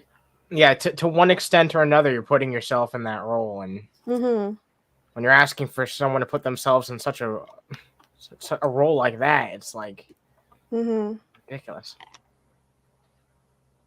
And considering all of the reports of well, you know, the terrible people within Hollywood that take advantage and exploit people in very vulnerable positions, I cannot imagine the number of young actors and actresses that were put in a situation where they're in some sort of like terrible scene that they have to act out, and then that person that was like just chasing them around set and shit and making them feel unsafe for the acting, like I just had a really, really messed up thought. Because a lot of times in acting, there's like different methods of acting. And I'm sure there has been a time when a child has been put in a situation where they have to be like sad or something. And whoever is directing, or even their parents maybe, are like, think about back to when you were sad before. I am sure a child actor at some point thought back to when they felt uncomfortable with someone they worked with. Yeah.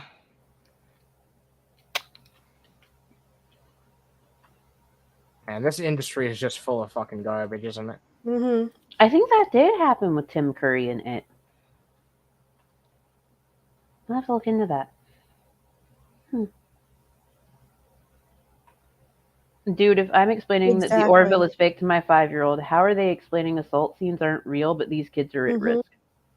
Yeah, and it's things we don't think about until, I mean, they're brought up by victims of child acting like Allison Stoner. Yeah. And it must take a lot of strength to speak about this shit, because it's a super cutthroat industry where I know a lot of people get blacklisted just for going against the grain even slightly. That's what I mean, you haven't seen her in anything since she's made this video 2 years ago, have you? Like, I haven't. Sad but true. I saw her in one thing. Okay. Well, that's Missy good. Elliott received a very, very, very big honor at an MTV Awards, and Allison Stoner came by to do her dance that she did in Missy Elliott's music video when she was a child. Good, as she should. That was a huge moment for her. Yeah, that's actually very, like, yeah, there are a lot of people that don't see children as sentient. They don't see them as their own people. Small human, he's a people. A small one, but a people nonetheless. And a hush. He's almost as tall as you. Do not say that. Do not say that. He's like 5 foot tall. Is it a lie, though? I don't know. It's not a lie. You just shaved 4 inches off me. You can't go around saying I'm 5 Hey. foot tall. Either. No, I said that my kid is 5 foot tall. Oh, okay. I thought you were talking So about almost Wait. as tall as you. If Yeah. Anna is 5'4", then your child is also almost as tall as me. I'm 5'5". Yes, my child is 5 foot tall and 10 years old. Dang, that's wild. Yeah, Mm-hmm. he's not going to be a small human for long, but you know. He'll always be a small human in your eyes. Ah, man. I just worry about how those seizures are going to be when he's older and bigger. Yeah. Right. But we'll cross that bridge when we get to it. By the way, if you guys didn't know, on the bin, we are $160 away from the refill of his seizure meds. So if you would like to help, you can do so there. Anything extra that is sent my way will be sent directly to Mrs. Parker. There's also a link to a Discord server in the comment that Lauren just put. If you click that link, you will have the opportunity to buy some goods to support Miss Parker. You will find all the instructions in there. Thank you. Let's continue. I'm getting really good at these spiels. Cheaper than the existing damage control funds. Scene 2, child labor laws. I am 12, and I am a machine. I'm currently contractually obligated to complete multiple overlapping projects. I'm president of a corporation with salaried family members and multi-vertical teams. Revenue models for billion-dollar media empires revolve around my peers and my faces, talents, and labor. While some companies stay within the legal range of working hours for minors, many do not. Regardless, set conditions are inappropriate and hazardous. Did you know that according to the US Department of Labor, 17 states still don't have any regulations in place for child entertainment in 2021? Yet, Actually, I can believe that to a degree. Mm-hmm. And a lot of times, those states are the ones that are used for the filming of reality TV shows that have children in them. Yep. I remember one when I was younger that I watched. Yeah. I don't remember what it was called, but I think Jenna Ortega was in it. Really? Let me look it up. It's a kid who looked really like her. Hold on. Jenna Ortega reality show. Know It All Nina? No. There's a reality show I'm thinking of with a girl who looked really similar to her then. Let me think. I mean, she's acted in a lot of things. Hold on, let me scroll to the bottom. It was like early 2000s, I think. Early 2000s? Kid Nation. Kid Nation. Okay, Kid Nation. That came out during the last writer strike. Mm. Kid Nation Makes was sense. one of the reality shows that came out during that time. Yeah, because they literally went to a place where there were no child labor laws. Yeah. It's absolutely ridiculous. It's completely fucked. Like, so John and Kate plus 8. When they were, like, going through their divorce and everything, like, it took John going to a judge and being like, they're breaking labor laws. They don't have permits to film. They don't have all the permission to film the kids, and they definitely don't have mine, to get them to stop filming the show. I mean, yeah, it only had one season, right? John and Kate plus 8? No, because during their divorce. Oh, no, it they was had Kate multiple plus 8. shows. Yeah. They had multiple shows. Horse divorce. Mm-hmm. Why are you bringing hors d'oeuvres into this? Do you need some Wash Your Sister sauce? Your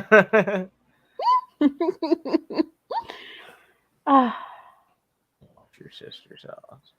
Okay. Also, I am not 6'3". I'm 5'10". Exaggerating Mango's fucking height, I think. Yours is 3'10" at 5, and you're 5'4". Oh man. Why am I a giant?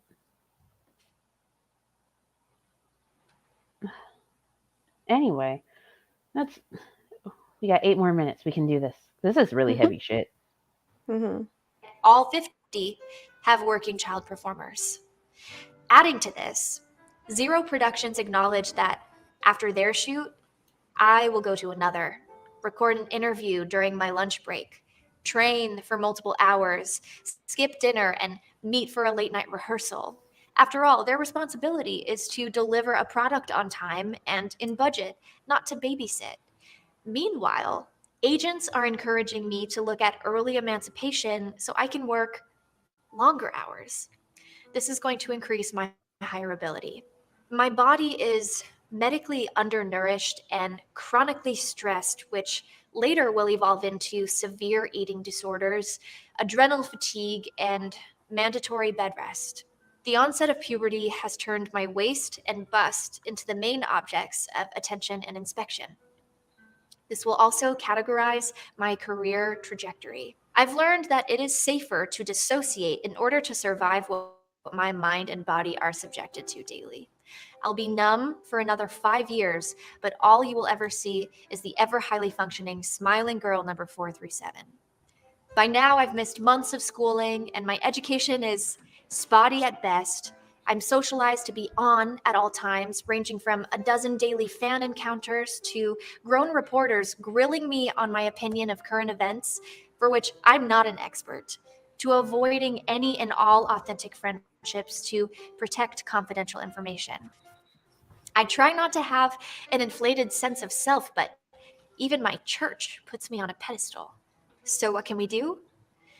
Families and young people are not properly educated on the risks, pressures, consequences, and difficult processes and decisions ahead.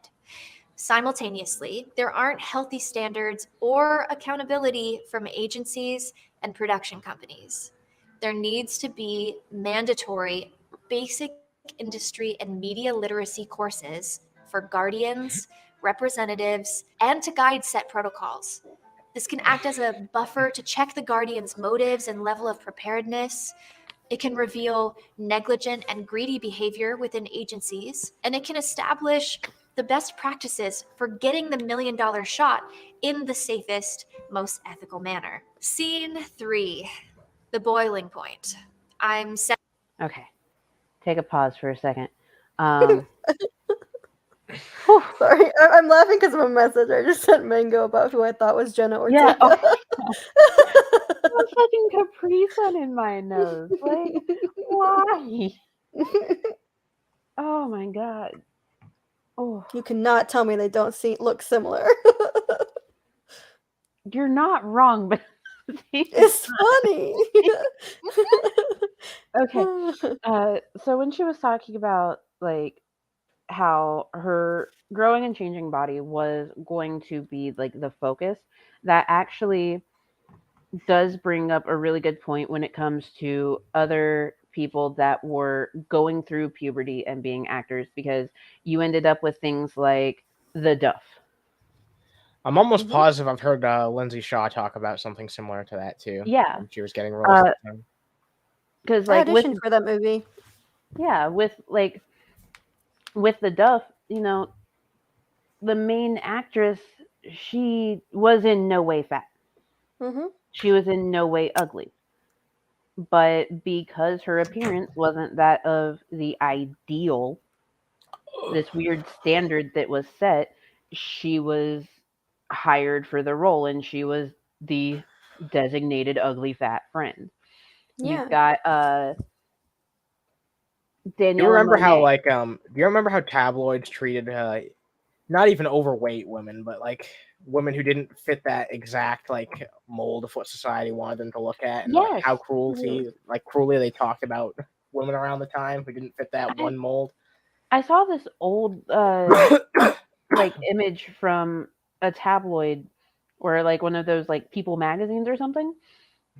And they were like, "Uh-oh, we made a mistake. We should have included Mariah Carey in our fat thighs article." Okay, we're thinking the exact same image then. Yeah, I that's what I'm talking about. That's the exact same thing I saw too. Fucking ridiculous. Yeah. And it was just this normal ass picture. It was this normal ass picture. Like, yeah, no, she looked stunning. Yeah. She looked absolutely gorgeous. And I then, don't even know. I don't know why I was even asked to even audition for that movie, The Duff, because I think I was smaller than the actress who got it when I was asked to audition for it by my agent. Like, what? Oh my god. And then like you have people like Daniela Monet who played Trina on Victorious. She was Victorious's big sister. She had to wear very specific clothing because she naturally had a big chest.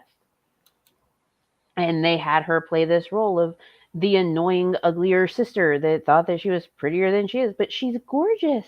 Mm-hmm. She's beautiful. Yeah. Getting cast as a character like that must really weigh on the mind. Maybe not for everybody, but I can imagine for a lot of people. Mm-hmm. Well, I Well, mean, when I auditioned for The Duff, I was still recovering from anorexia, and I was under the impression that I was the dumb, ugly, fat friend, and so I deserved that role. Jesus. like Mm-hmm. that type of thing does take a mental toll on you because, there's already this expectation of women and girls in society that when you're growing up, you have to act older than what you are, but then at the same time, you also have to act your age or you have to act younger. Why are you trying to act grown when Mm-hmm. you're a child? And it's like because of all of these weird expectations that are thrown on me all at one time. And that's Mm-hmm. just without being in the industry. So it's going to be a million times harder for these people that are in the industry, like Millie Bobby Brown from Stranger Things. She plays this role in the show, and people, when they saw her out like doing interviews and stuff for a while, they were like, oh yeah, she's just like in the show, she's acting appropriate. But then she's like 17, 18 years old, she buys herself a pair of heels that she wants to wear, and they're like, oh, why isn't she acting her age? She's a growing woman who wants to experiment with her style and fashion. It just doesn't suit what you want her to look like and you Mm-hmm. want her to be. And she's going to face even more abuse. And girls in the industry and women in the industry are going to face even more abuse Yeah. in terms of that. And it's going to affect them very, very badly. There really is no winning. I mean, they get ostracized for acting their age and not acting their age.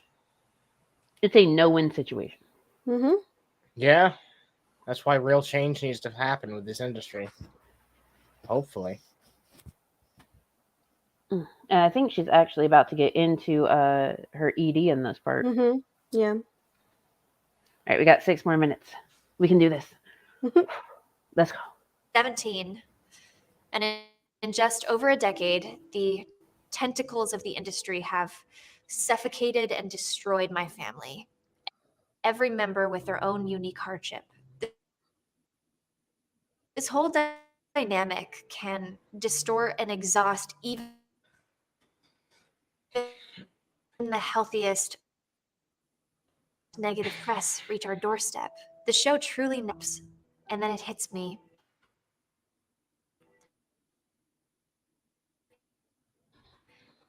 It's My freezing childhood for is me. I don't know if officially it's freezing gone. for anyone I can else. count on one hand how many times I've seen. Oh, hold on. Give my computer a second. It's Chirping out a bit. yeah. I thought so. It's The the little new laptop derp, that yeah. can't. The little laptop Hey, that at least we have made sometimes. it this far without issues. Yeah. Yeah. I mean, just The rewind like little laptop that 10 tries. seconds. The little laptop that occasionally. It's trying its best, okay? Just like Carlbot, it's trying its best. It really is. Carlbot. You leave Carlbot alone. You know what? People would have less empathy for Carlbot if it wasn't represented by a cute little turtle. Hmm. Okay, look, we're not going to discuss that right now. Don't get me started on you're not Carlbot. Not unwilling to discuss the truth, I see. I'm pulling a Lord of Patriarchy, so let's continue. Cold hard truth. Yeah. Reach our doorstep. The show truly never stops. And then it hits me. My childhood is officially gone. I can count on one hand how many times I've seen my father since I was little. My father had all 3 of his daughters ripped away from him and swallowed up by a system that would replace me in seconds. The grief, trauma, and stress overtake me like a tsunami, and I admit myself to rehab against the guidance of my team. They continue to send me auditions while I'm on bed rest. I'm not here for drugs or alcohol. I'm here because I'm at least 20 pounds underweight, and I'm daring to believe that my health matters, even if it feels like I'm the only advocate for it. Unfortunately, I'm reminded that taking this break risks losing momentum.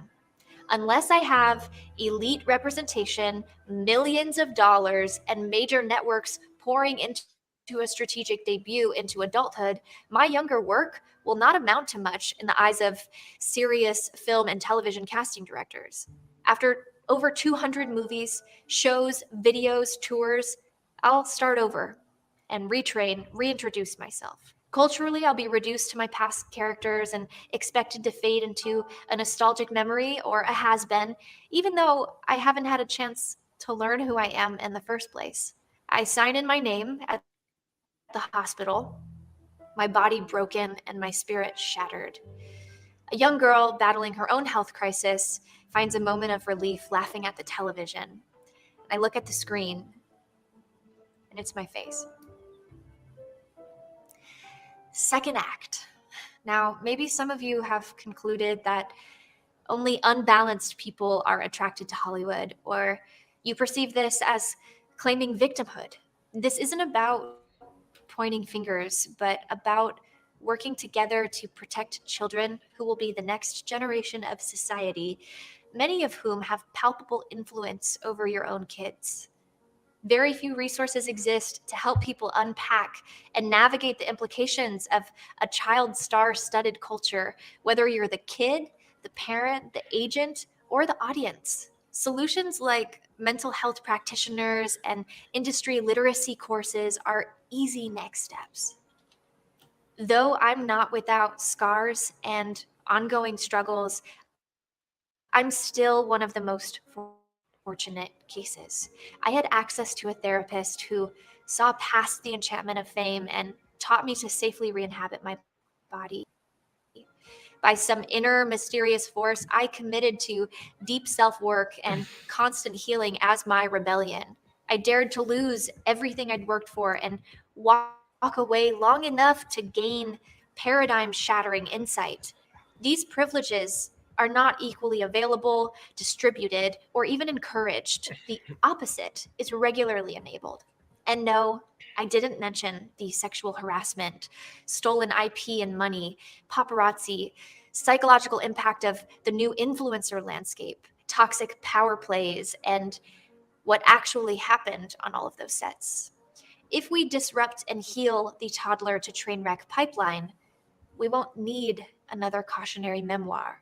But by highlighting my story as any form of exception to the rule, we misunderstand my peers' suffering and we shift attention away from the changes needed immediately. I believe everyone deserves to feel safe, comfortable, and confident in their mind and body, especially youth who are vulnerable with fewer tools to navigate daily life. No matter what has happened to you, there is a way to reconnect with yourself and reclaim your story, your voice, and your authority as your own. This is why I work with licensed somatic psychotherapists at my company, Movement Genius, to help young people improve their mental and emotional well-being. So, for the folks who click on Where Are They Now articles, I am here. We are here. This is your first time reading my story, hearing my story, but it is our millionth time asking you to listen. So I'll leave you with some questions for reflection. How might you, as the audience or outside witness, be connected to the toddler to train wreck industrial complex? What are the risks of viewing these documentaries and headlines as entertainment without action? Something I have learned is that as long as we are enchanted or complacent, we're also vulnerable. This applies to families in Hollywood as well as to consumers at home. Together, we can change the narrative. If you'd like to continue this conversation, please share this with others and feel free. That she actually did bring up a really good point about viewing the headlines as entertainment Mm-hmm. because Yeah. that is what it's marketed as. Like Mm-hmm. all of these stories of people being abused in Hollywood, of child actors that, somehow end up on the wagon, fall off the wagon, and repeat ad nauseum or get 5150'd or anything like that. It isn't written from a place of concern, it is written as a Mm-mm. form of entertainment. Yeah, I mean, these people are actual people experiencing real and hard traumas that people are not taking seriously.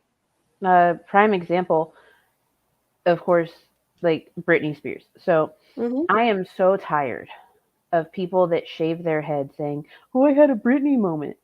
Or they say to someone that has shaved their head, "Oh, are you in your Britney era?" Don't do that shit.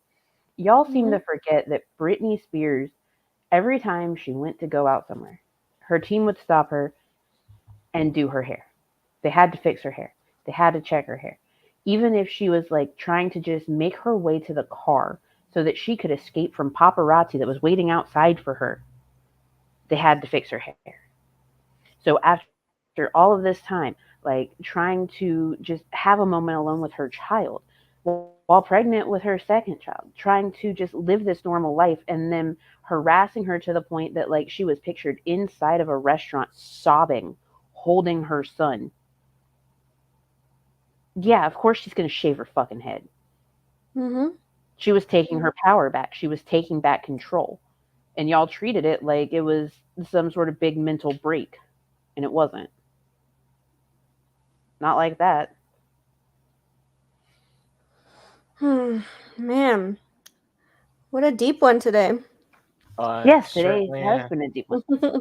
Yeah, yes. Today has been quite the deep one.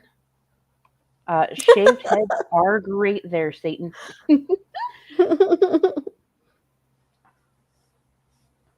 You missed the autism talk earlier. Yeah. Did Oh, you I know missed that? that, huh? Yeah. So the reason that me, Butler, and anyone else that's on the spectrum has it is demons and Yeah. Satan. We just And I have to said that's pray. why he goes by Satan. Yeah. Yeah, and that's why Mm-hmm. I'm a Satanist. Like it works out. It all tracks.